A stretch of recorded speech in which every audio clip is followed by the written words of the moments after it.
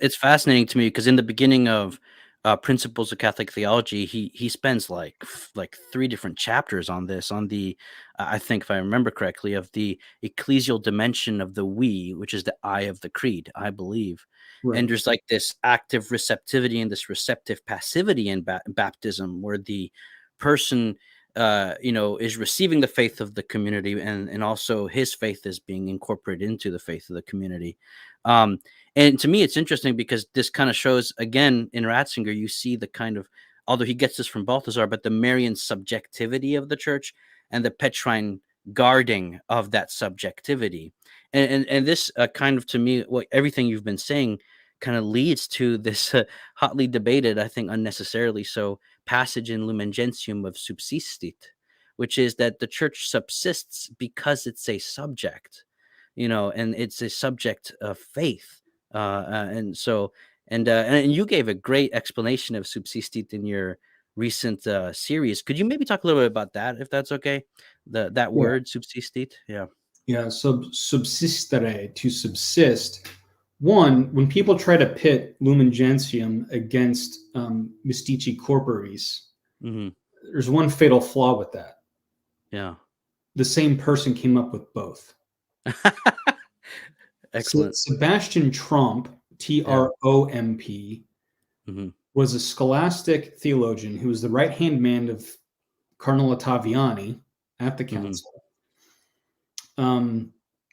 And he is widely believed to have been the primary ghostwriter of Mystici Corporis. Hmm. He's also the person who, during the deliberations of Vatican II, suggested that they use the phrase subsistere, to subsist.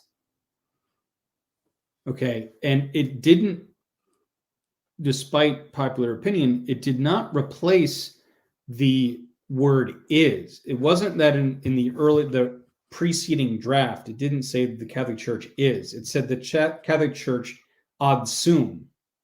The Catholic, or ad est, Ad est. Yeah. is present in. Yeah. Yeah. So it was saying he thought that was too weak and he wanted to strengthen it. Hmm. And he thought subsistit in was a good technical scholastic term to use because it emphasizes perduring over time in a personal mode of existence. Yeah. So it's persisting as the one same subject over the course of time.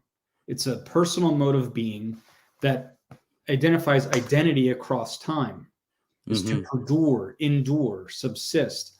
Yeah. And, like, for instance, the Trinity, Aquinas defines the persons of the Trinity as subsistent relations.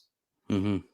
Right? So to subsist is completely a traditional term. It's actually found in the Baltimore Catechism and in, was it the Catechism of Pius X, I think? And if not there, it was like in a letter from, like, I think Leo the Great. Wow. Yeah. Uses the term subsist. Yeah. So that's where it came from. Yeah. And providentially, you have again that historical salvation aspect of the church's, permanence, you might say, through time as well. And but yeah, to me, it's always, because if you look at the situation today, I mean, it's very clear that there are ecclesial elements and valid sacraments and grace in other ecclesial communities, like the Orthodox. So valid and baptism is valid in Protestant churches. And so are we going to say that there, because to me, I've always understood no salvation outside of the Catholic Church as meaning we have the sacraments, because the Catholic Church is the sacrament of salvation.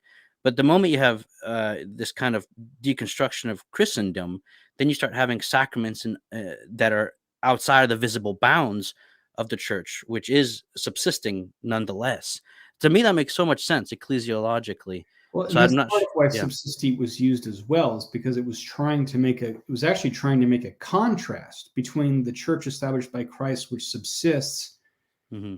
Now, part of the reason subsists is also a good term is because it means it exists as a substantial whole.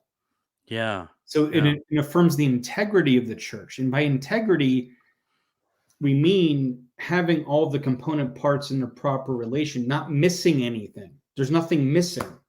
Yeah. Yeah. Right. So it's a substance, like in the metaphysical sense, the one church of Christ, the Catholic Church, is a substance.